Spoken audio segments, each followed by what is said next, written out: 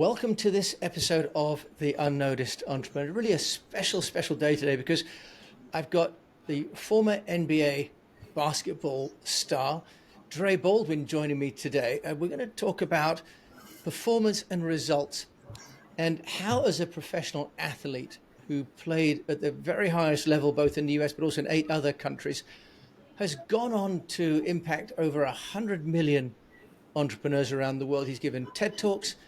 He's written an astounding 35 books and is on the show today to talk to us about really how an entrepreneur can get focused around performance and results. He's also going to give us his one mistake that he's made that we can learn from and a key tip so that we can be just as successful in life as we are on the court.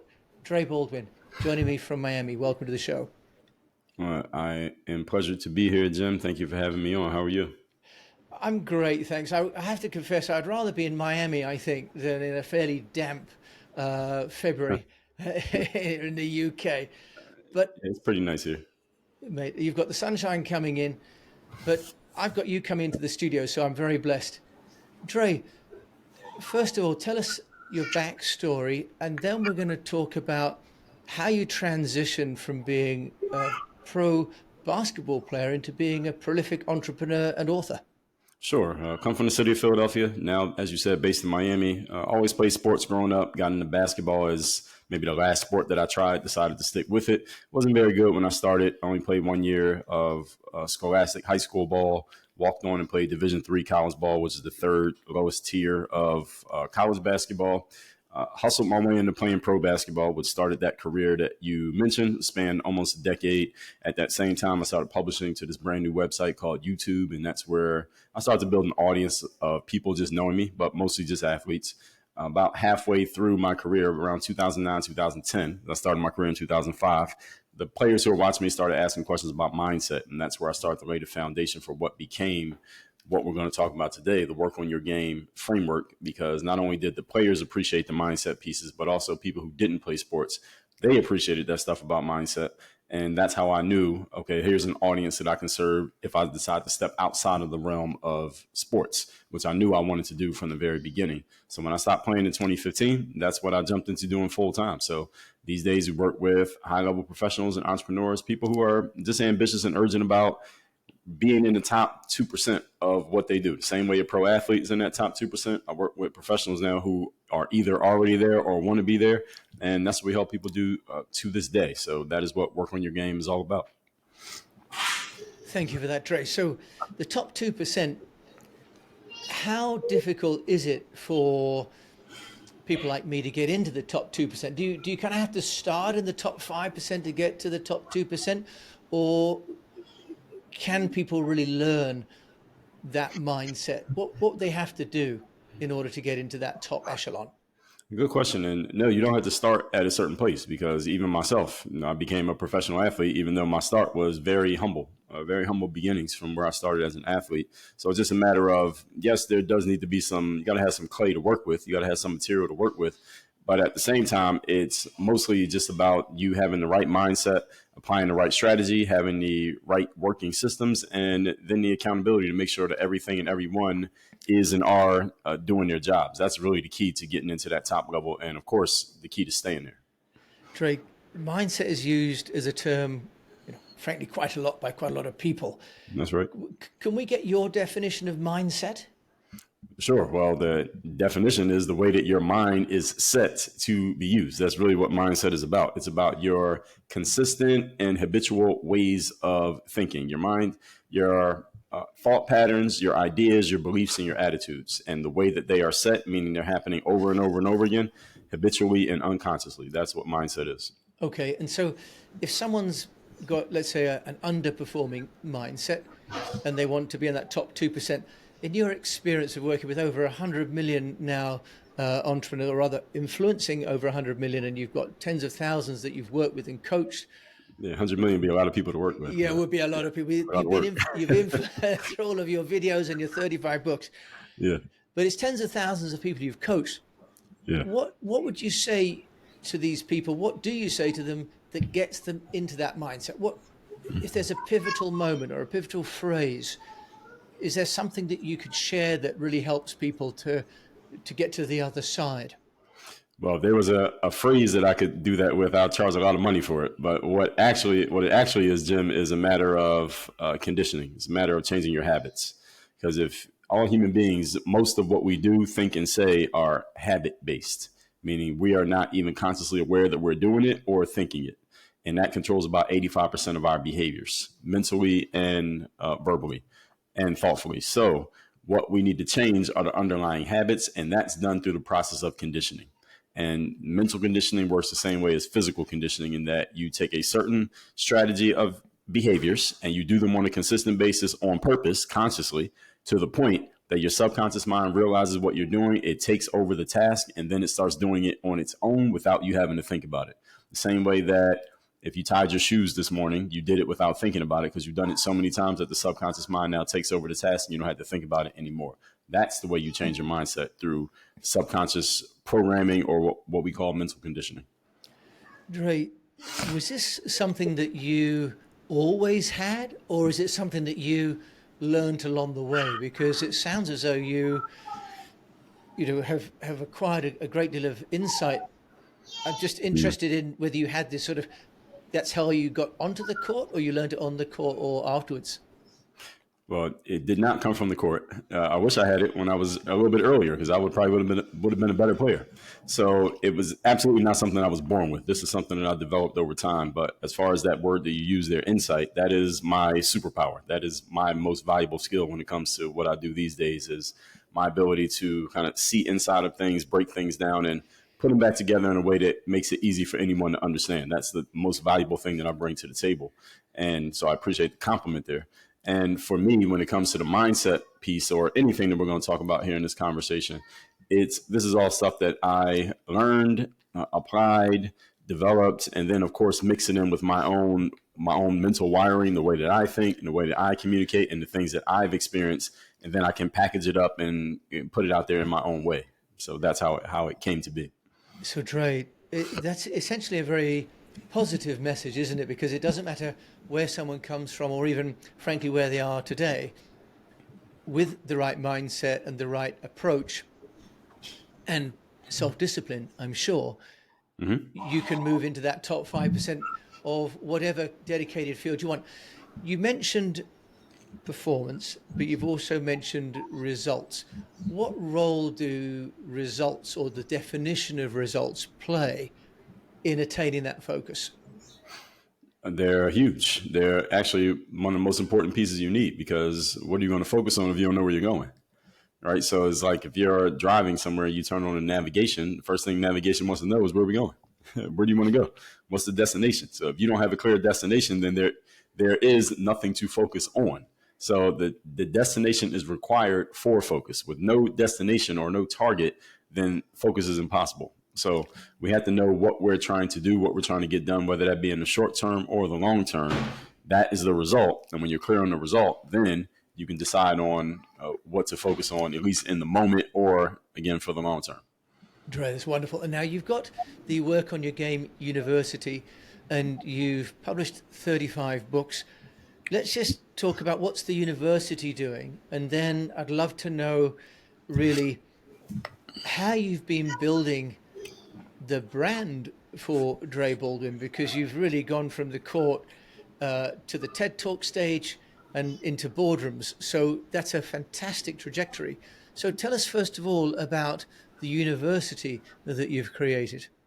Sure. So the university is where we do all of our high level coaching, consulting. That's where our speaking, our programs, our courses, that's basically where all our focus is right now inside the university. So that's where people get their education, their work on your game education, I guess we can call it, is where that happens there. So anyone who's being coached by us, anyone who comes to us through any form of consulting, is all happening inside of Work on Your Game University, based on our 4-part framework of mindset, strategy, systems, and accountability. And the goals there, the results are about your highest level of performance done consistently. And of course, the goal is to help you bring in more money in your business, because we're working with entrepreneurs, and an entrepreneur's number one mandate is increasing value for shareholders. Yeah, absolutely it is. So you've got the university, and is that a physical place that people need to go to, or is it online or a hybrid? Hey, maybe one day we'll build a campus, but right now it's online. Okay, yeah, I'm Yeah, sure the UK would love to have a campus. It sounds like a fantastic yeah, approach too. And that's a what we good idea. need, yeah, Yeah, what we need too really is a mindset, not just academic frameworks. that's right. Dre, can we turn the focus to this kind of amazing and frankly prolific content production and how you've been building your brand? Tell us which came first. Is it the frameworks or the books or the videos? And what strategy have you taken to produce so much content so consistently over time? The videos came first, and then the books, I would say, was second, and the framework was third. So the videos came first because I had getting out of college. Again, I played at the Division III level, which is a level that doesn't produce pro players. So to get into pro basketball, I had to take some extra steps.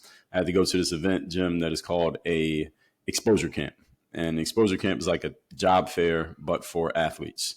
And you pay to go to these events, and a bunch of people who all think they're good enough to have a job as a professional athlete all show up, and we all basically play basketball for a couple of days, and we're trying to prove to an audience of pro basketball decision makers, these are agents, scouts, coaches, team owners from around the world, they all come to one place for this. We're all trying to prove that we're good enough to play pro. Hopefully we can impress someone.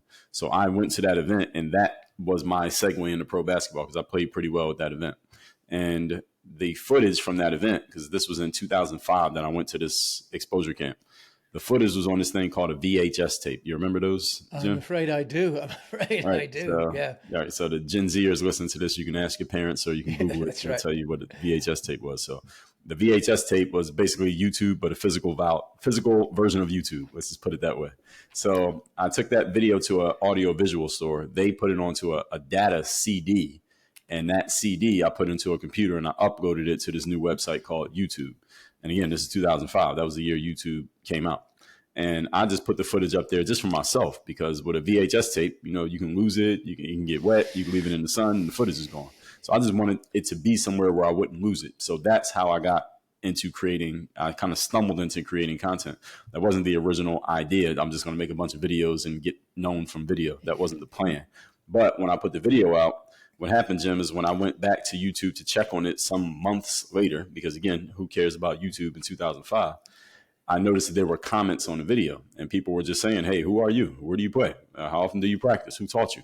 They could clearly tell that this random guy who they don't know, it was obvious that I could play, but they didn't know who I was. And I was putting video on YouTube, and there wasn't anybody else doing it. So I could tell that they were presuming, hey, maybe I can learn basketball from this random guy, because clearly he knows and he's making himself available. So maybe he can help me. So these kids were basically crowdsourcing their knowledge from the internet, which is a normal thing to do now. But in 2005, this was not normal. And if you're from my era or any era before that, I grew up in the 1990s. If you didn't know a person, actually physically know them, you couldn't get information from, you couldn't go on the internet and get information. You had to go to the library, or you had to know somebody, right? So now they could go on the computer and get information. So I realized in a very short time, there's an opportunity here, because number one, I already went to the gym and practiced every day anyway. That was my normal behavior. And this was without a camera, without YouTube. And then I realized, okay, there's an audience of people who want to see what a high level player does every day in practice. And I had the ability to do it. And I also know how to break down and explain things. Again, you mentioned insight earlier. I know how to do that. So eventually I got the idea, hey, maybe I can start doing this on purpose and doing it strategically, putting video out. Now, it took a few years, Jim. So this is not like some overnight thing. I didn't wake up the next day with this bright idea. So 2005, I put the first video out. And from 2005 through about 2009, I would just put out videos sporadically, maybe once a month, every few weeks, whenever I felt like it and got around to it. In 2009, what happened here is, first of all, YouTube was purchased by Google, and Google immediately began to monetize the website, which meant anyone who was publishing content can now make money from publishing content. That wasn't a thing before that. And number two, I found myself a free agent in sports. So I didn't have any contract offers coming in. And I wanted to make sure I had a secure way of continuously making money. and it wasn't happening from basketball, at least at that moment. So that's when I started really focusing on, okay, I'm gonna put out a video every day. I'm gonna start writing articles on my website all the time. So I started doing this on purpose and doing it much more intentionally. And that's when, this is also the same time that social media started to become ubiquitous. Everybody started using it. So for that period, one more thing, I also started creating my own products. I started creating training programs for basketball players, all in this same time frame. So that's when all the brand and all that stuff began. So that was the video. You want me to talk about the books and the frameworks? Or Yeah, I mean, what a wonderful story. And as you say, I think also just to point out that one, that you were doing this on purpose, but secondly, that it took time. That you can do it on purpose, but you still need time for it to accumulate and for people to find you and to subscribe. It's really isn't such a thing as an overnight success story. So, but then let's talk about how you then move into books, because many people get comfortable in one medium and they stay there. But you've gone on not to just publish, one book, but 35. So tell us how you've done that. It's an amazing accomplishment. Yeah, well, it sounds like it when you say it that way. It doesn't seem like it when I think about it, because I was there for every one of them. But when it comes to the books, I had always been writing. So I've always been a big reader and a big writer. So before I even got that video on YouTube in 2005, I was actually blogging first. I had a blog before I had a YouTube channel. Now, the blog didn't take off. I didn't get a bunch of fans from blogging. I did it from YouTube. But since I was always a writer, around that same period, maybe 2009 through 2011, this is when all this stuff was happening, self-publishing became ubiquitous. And I realized, or I found out, that you could write a book and put it out and you didn't have to go through a gatekeeper in order to write your book. So that's when I started writing even more. And I wrote my first book. It's the only book of mine that's a complete just narrative book. It's called Buy a Game. And it was really just from my basketball audience, because all I was talking about was just my basketball story, my upbringing in basketball up through my college years. And then I started writing more books on mindset, and then I wrote some books about how to play basketball professionally overseas, because a lot of players were asking about that. How do I play overseas if I want to? Because the industry doesn't have a ton of information. So I started writing books about that. And then anytime I just came up with a solid enough idea that had enough meat on the bone, so to speak, then I would write another book about it. And that's how I really got into the writing. And the good thing about the self-publishing is that you didn't have to go through a gatekeeper or be approved of by anybody in order to get your book out. And you could do it extremely quickly. And so from a practical point of view, you were writing those, typing those out yourself, or did you get some voice and then have some people help you to type it out? No, well, first of all, nobody helped me. Every word that comes out of Work on Your Game is written by me. Always will be. Fantastic. And secondly, the voice to text thing, I don't even think it was that big of a thing at that time. I don't think it really became a thing until maybe, I know when I wrote my book, Work on Your Game, which came out in 2019. By that time, voice to text was more of a thing, because I remember writing certain portions of that through voice to text. But everything before that, because Work on Your Game was probably book number 20.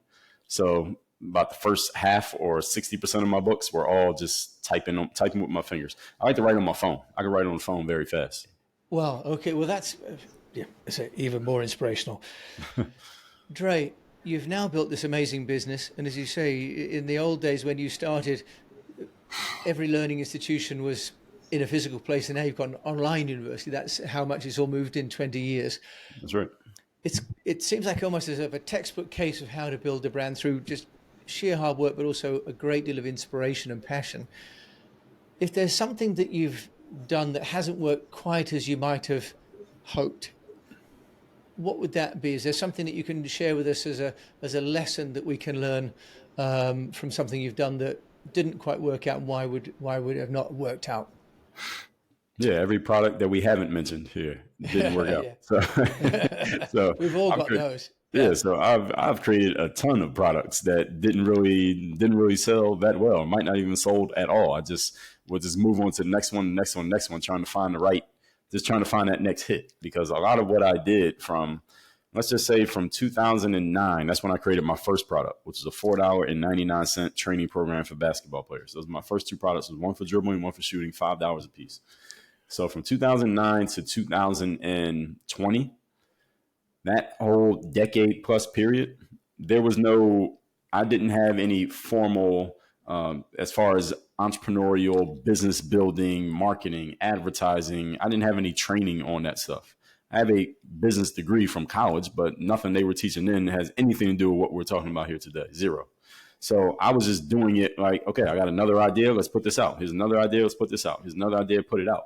There was no big brained strategy behind this. It would just be put something out. If it works, let's keep pushing it. If it doesn't work, then let's move on to the next one. So I've created, probably in my lifetime, I've probably created 500 different products, things that had a price tag, and I put it out and told people you could buy this. Now, how many of them actually worked, meaning people were actually actively buying them? I would say 10%, maybe. Okay. Right. But everything else didn't work. Yeah. Okay. So would that be product market fit, do you think? Maybe it might have just been oversaturation. Might have been I didn't do a good job of marketing it, letting people know that it existed. Maybe I didn't position it the right way. Maybe I was just putting out so much that people just missed it because I just gave them too many things. It was like drinking from a fire hose, so they just missed some of it. So it could have been any of those things. And any of those products, the good news is, because I understand the concept of positioning, the good news is any of those products, I could go grab one, dust it off the shelf, reposition it, talk about it differently, and probably make it sell right now because none of them were time sensitive. So when I come up with some, and I still feel like I'm relatively new in the business game. So as I learn more and I have more like resources and maybe more hands on deck to do things, I can get every product I've ever created and market it and advertise it and position it better.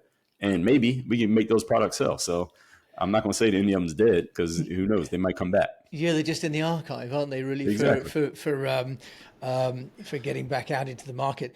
Right. Dre Might be my Baldwin. son selling. Yeah, well, that's right. You've got a young son there, so Yeah, it's all in the IP of Dre Baldwin. that's Dre, right. if there's a number one tip that you'd give to an unnoticed entrepreneur who's listening, as I am, to your story and just being frankly inspired and amazed, what would be your number one tip to the unnoticed entrepreneur? If their challenge is that they're unnoticed, if that's what they're calling themselves, Jim, then I would say the number one tip is you need to figure out some ways to draw attention to yourself. And when it comes to marketing online, there are basically three ways to draw attention. May I share those three ways? Please do. Yes, absolutely. Okay, so number one is advertising, and this is not in any particular order. Advertising is just the fastest. It is also the costliest, but it can produce the results the quickest. So that's advertising. Second one is through collaboration. And this is what we're doing right now is a collaboration because some of my audience is going to now know you. Some of your audience is now going to know me. So collaboration is you connect with someone who already has an audience. You two do something together, share something together, and now both of your audiences get to kind of cross-pollinate. And the good news about that is that Jim doesn't lose anything, Dre doesn't lose anything because most of our audience members are polygamous anyway. Or they're not just listening to one person. They buy and read and listen to and watch multiple people. So number two is collaboration. And number three is content. Most of us know about content. You put something out for free and let the world see it. And the more of it you put out, hopefully, the more attention that you get. Now, content is the slowest to turn over from action to result, but it costs you absolutely nothing, which means you can put out as much of it as you want. And Work on Your Game, we put out a ton of content. I think we've talked about that a lot right here. So advertising, collaboration, content. And every entrepreneur, every marketer should be doing a mix of all three. Dre Baldwin, and you've articulated that wonderfully, and also you've demonstrated it brilliantly. Dre Baldwin, if people want to find out more about you, where can they go? Well, of course, you got workonyourgameuniversity.com. That's the place where we do all of our coaching, our consulting, our speaking, our programs are all underneath the umbrella of the university. As far as socials, we are on every social media platform. So I'm on all of them. My profiles are public everywhere. So just look my name up. I am extremely easy to find. I'm hard not to find. And we publish on every platform every day. So I'm over-indexing on social media, meaning I post more than any marketer would recommend you post. I post on social media every single day. Dre Baldwin, I'm glad that you've taken some time to post and join me and collaborate with me on the Unnoticed Entrepreneur Show today. Thank you so much for joining me. Thank you for sharing your platform, Jim, and I appreciate the opportunity.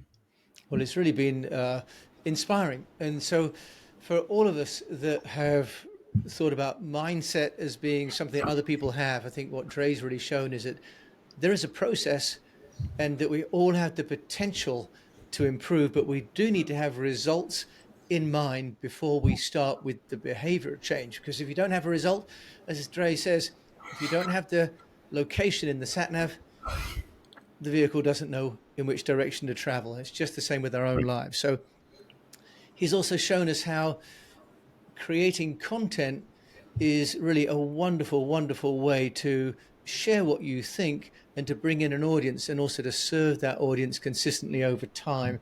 And that's really why he's built such a wonderful business. And now a man with a mission's built a university to train the next generation. So really an amazing story. So thank you for joining me, Jim James, and our guest today, Dre Baldwin. Dre, thank you so much for joining us from Miami today. Thanks for having me, Jim. And it's been wonderful, hasn't it? So if you've enjoyed this as much as I have, do please place a review on the player that you're showing this with, and also share it with a fellow unnoticed entrepreneur. Many, many great lessons from today's episode. And until we meet again, I just do encourage you to keep on communicating.